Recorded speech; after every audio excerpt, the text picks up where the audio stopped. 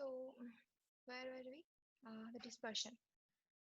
So, here I have already told that what should be the process of dispersion, and now comes to degree of dispersion. The term dispersion also refers to the physical property of the degree to which the particles clump together into agglomerates or aggregates. While the two terms are often used interchangeably according to ISO nanotechnology definitions, and agglomerates is a reversible collection of particles weakly bound, for example, by van der Waals forces or physical entanglement, whereas an aggregate is composed of irreversibly bonded fused particles, for examples, through covalent bonds. A full quantifications of dispersion would involve the size, shape, and the number of particles in each agglomerates or aggregates, the strength of the interparticle forces, their overall structure, and their distribution within the system. However, the complexity is usually reduced by comparing the measured size distribution of primary particles to that of agglomerates or aggregates. When discussing suspensions of solid particles in liquid media, the zeta potential is most often used to quantify the degree of dispersion. With suspensions possessing the high absolute value of zeta potential being considered as well dispersed.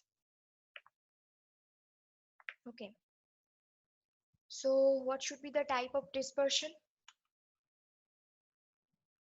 Their type of dispersion, like a solution, which describes a homogeneous mixture of one material dispersed into another material. The dispersed particles will not settle in the solution, is left undisturbed for a prolonged period of time.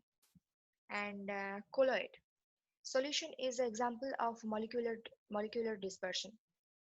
Now colloid, which is under colloidal dispersion, is a heterogeneous mixture of one phase in another, where the dispersed particles are usually like solutions. Dispersed particles will not settle if the solution is left undistributed for a prolonged period of time.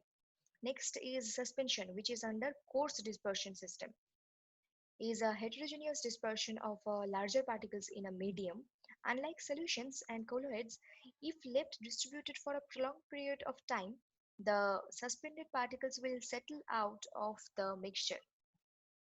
That should be the sedimentation.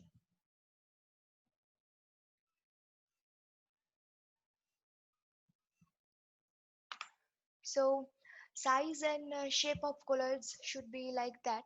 The particles lying in the colloidal size having a large surface area when compared with the surface area of an equal volume of larger particles, and specific surface, the surface area per unit weight or volume of material.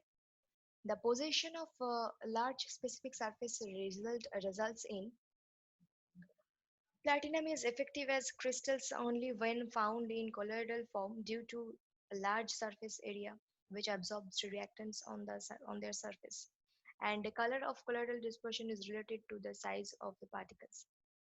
So example, red gold salts take a blue color when the particles increase in size.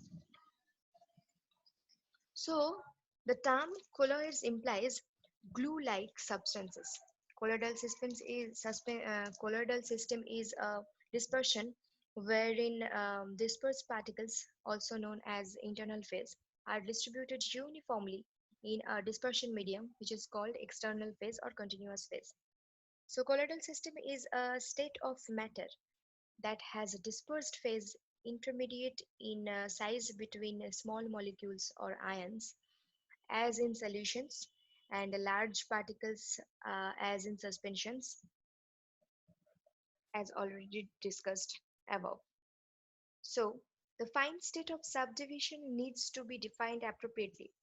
Like colloidal systems are defined as those polyphasic systems where at least one dimension of the dispersed phase measures between 10 to 100 angstrom to a few micrometers. The size limit is arbitrary and there is no clear distinctions. Therefore, Bancroft, an eminent American colloid chemist, describes colloid chemistry, colloidal dispersion, as a chemistry of bubbles, drops, grains, filaments, and films. Because in each of these cases, at least one dimension of the dispersed phase is very small. The study of other properties of the system is essential in order to call it a colloidal dispersion. A comparison of its properties with those of other dispersed systems is necessary to appreciate the nature of colloidal system.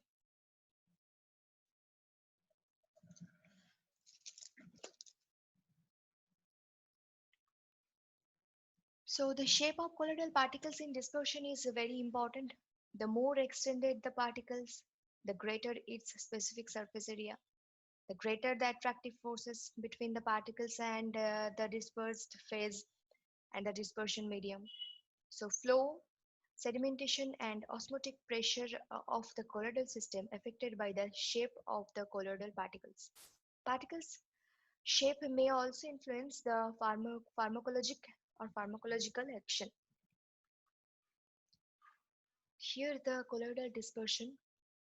Uh, this system consists of particulate matter that is dispersed phase and dispersion medium that is continuous medium or continuous phase. I have already told.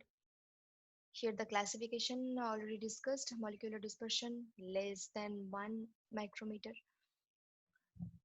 Sorry, less than 1 nanometer. Here is a mistake by me. That should be the nanometer. Particles undergo rapid diffusion like oxygen and glucose. Here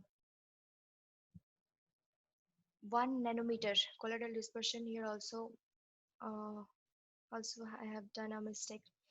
1 nanometer to zero point 0.5 micrometer. So or 1 nanometer to 500 nanometer. Very slow diffusion like colloidal silver sol, and this is greater than 500 nanometer. Don't diffuse. Examples should be the suspensions and emulsions. Here the molecular dispersion particles invisible in electron microscope. Particles for colloidal dispersion particles resolved by electron microscope. It is invisible in electron microscope. It is resolved by electron microscope, but not in optical microscope. And here for coarse dispersion particles are visible under ordinary microscope.